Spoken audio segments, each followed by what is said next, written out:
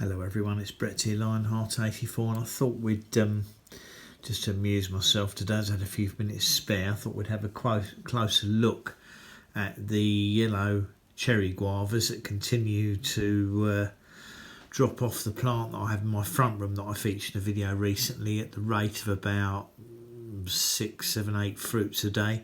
There's probably only about 10 left on it now, and none of them have actually ripened, but I thought we'd have a look at the inside of them for anyone interested to see what sort of state of ripeness they've actually got to, and what the seeds look like, and if the seeds are mature even though the fruits aren't.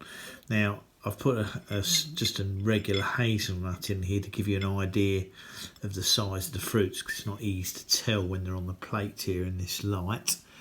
There's a slight paling of the fruit, a little bit of yellowness to them, but it's not really what I'd call, they're not ripe, they're not turned bright yellow.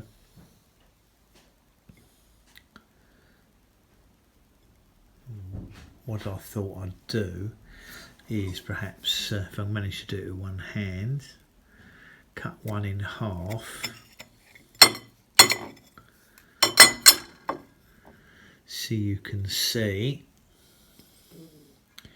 that although the fruit itself is not ripe or hasn't ripened, it has reached a stage where the seeds look mature on it. Let's try this one as well. Same thing, you can see they have quite substantial quantities of seed in. In fact, I'd go as far as to say is they're virtually sort of 90% seeds. Now the seeds are edible but not biteable. I mean, you don't need to remove them out of the fruits when you eat them, otherwise there'd be no fruit left to eat. But the problem is, of course, you end up swallowing basically the contents of the fruit without actually, you don't really chew it, you just kind of swallow it. So this one you can see is quite soft and juicy. Just going to try it and see if it's got any sweetness in it at all.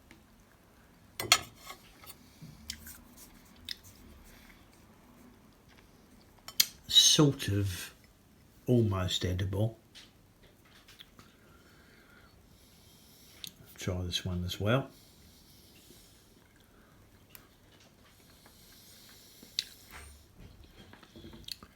Nearly edible but not quite. Not really any traces of sweetness.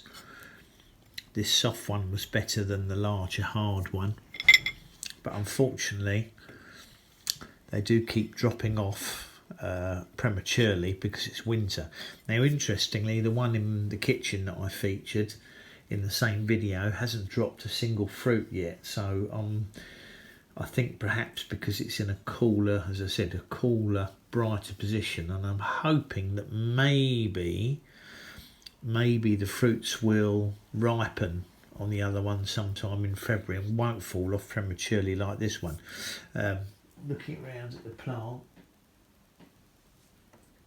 yeah, it's probably got about a dozen fruits left on it, but obviously they're going to drop off in the next week or so at this rate. But I thought people would be interested to see the inside. The seeds definitely look,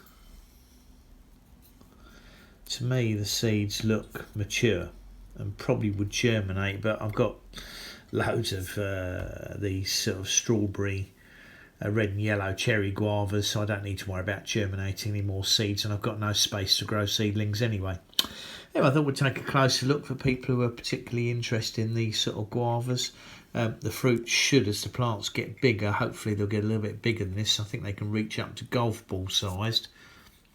And obviously, if I could get them to ripen in late summer, they're probably more likely to have sweetness on them. It is a bit of a problem when they flower in late summer and end up fruiting and producing fruits in the winter, because they just won't ripen here in our climate.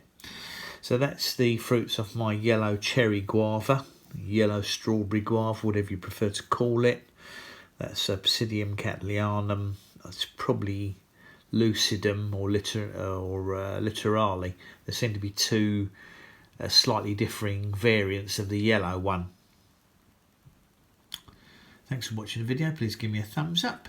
Remember to share it if you think anybody might be interested. Please subscribe to my channel and click on the bell if you'd like updates on new videos as they come out. I'll catch up with you all soon. Brett out for now.